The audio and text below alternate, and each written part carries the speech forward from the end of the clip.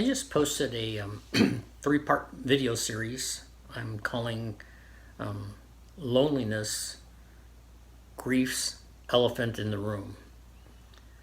And I've been wanting to address this topic for a while now because I think it's a very important topic. I think it's something that is probably not talked about enough, probably because it's a hard topic to talk about. You know, it hits too close to home for many of us. But I want to tackle this because I think I've discovered some things that have been helpful for me. You know, I'm not saying that I got it figured out. You know, I'm certainly still in process, but I think I do have some things that have been helpful. So I've broken this down into three little teaching videos. As you can see, I don't have my guitar prop with me, so I'm kind of going into a little teaching mode here. And I've broken it down into these three little bite-sized videos. The first one is that tonight is called Can Peace Coexist with Pain? Can peace coexist with pain? The second video is we're going to be looking very briefly at the book of Nehemiah, and that one I'm calling Rebuilding from the Rubble. And the last one we'll be looking at Romans 5 and Psalm 126, and I want to talk about from tribulation to hope. So, can peace coexist with pain? In John 16:33 it says this, it says, "These things I have spoken to you, that in me you may have peace. In the world you will have tribulation, but be of good cheer. I have overcome the world." So, how does this work? How do we experience peace in Him in the midst of tribulation? The word tribulation, I think, is a word we're all familiar with. The Greek word is thlipsis, and it could be translated as pressure, anguish, stress, oppression, crushing, squashing, squeezing. I can identify with some of these words. You know, there have been times when I have felt crushed. There were times when I felt really crushed after my wife passed away. You know, and there have been times when I have felt squeezed. You know, so I think this is a word we kind of all understand. But what I want to focus on in this little passage is not the tribulation part, but the in me part, because that's where we get the peace, that in me you may have peace. And when we read this, I know for me and probably for most of us, when we read that, we think of in me Jesus the person. And that's good, because Jesus the person, He is the Prince of Peace. But I would like to offer a little bit of a different perspective on this tonight, and I would like to not just think of Jesus the person, but think of Jesus the body of Christ.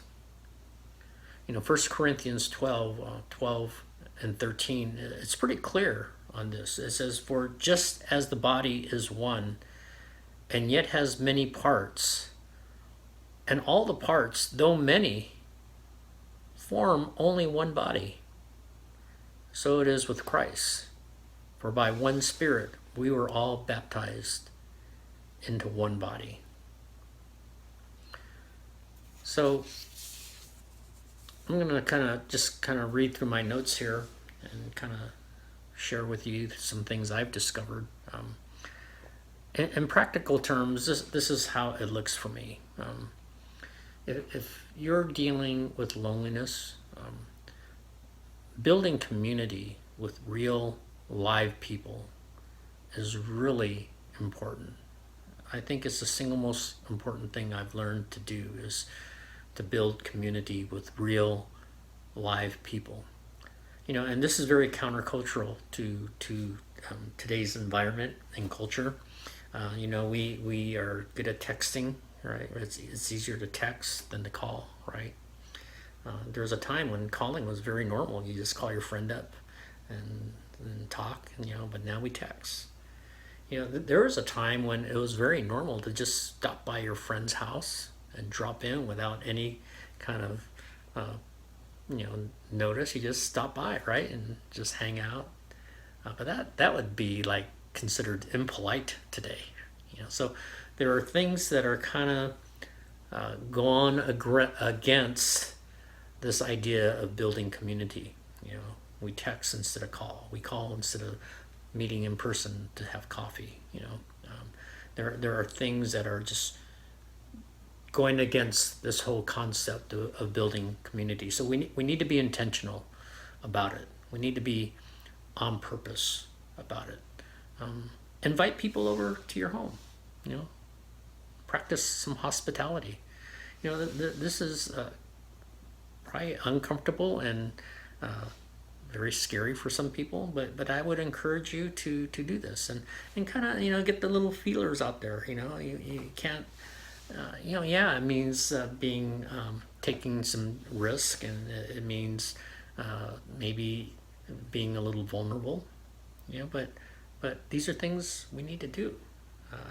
I really believe this. There have been so many times I have felt so awkward trying to connect with people in a group or in a group setting or one-on-one. I always depended on my wife to kind of be the icebreaker. When we were in a social gathering and with new people or people I didn't know, and she would be the one who breaks the ice, and then I could kind of jump in there and start talking and conversing. But she's not here now, and so I have to make some choices to be deliberate about this and work through it. Proverbs 18:14 says this. It says, "A man who has friends must himself be friendly." So if I'm to have friends, I have to be a friendly person. That's just how it works. Relationships take an investment. My old pastor used to say in Sunday school, teach in Sunday school, he says, you need to invest both your time and your money to build relationship. Set aside a budget to, go out and have dinner or lunch with some people and your friends. And you got to have a budget for your time. If you don't budget your time, and your time will get consumed by everything else. So again, we need to be on purpose about it. Get involved in small groups. That has been so vital for me. Get involved in worthwhile endeavors. I think as you sow into good things come back to you. My final thought on this is, I've been focusing on the idea of not getting isolated, but there is a balance. I have personally found that I don't want to get so busy with things that I bury my feelings. I want to confront them and deal with them. So I on purpose have my quiet time or my alone time. But at the same time, you don't want to swing the other way and get so isolated that you feel overwhelmed. Because I have most definitely had times when I felt overwhelmed. So it's something we walk through. There's a balancing act, but I would encourage you to reach out and build community with real live people. I hope today's little talk has been helpful for you. And if you know someone who is experiencing loneliness, whether because of grief or other reasons, because there are many reasons people experience this, and you feel this little video might be helpful, please feel free to share it if you feel led. Until next time.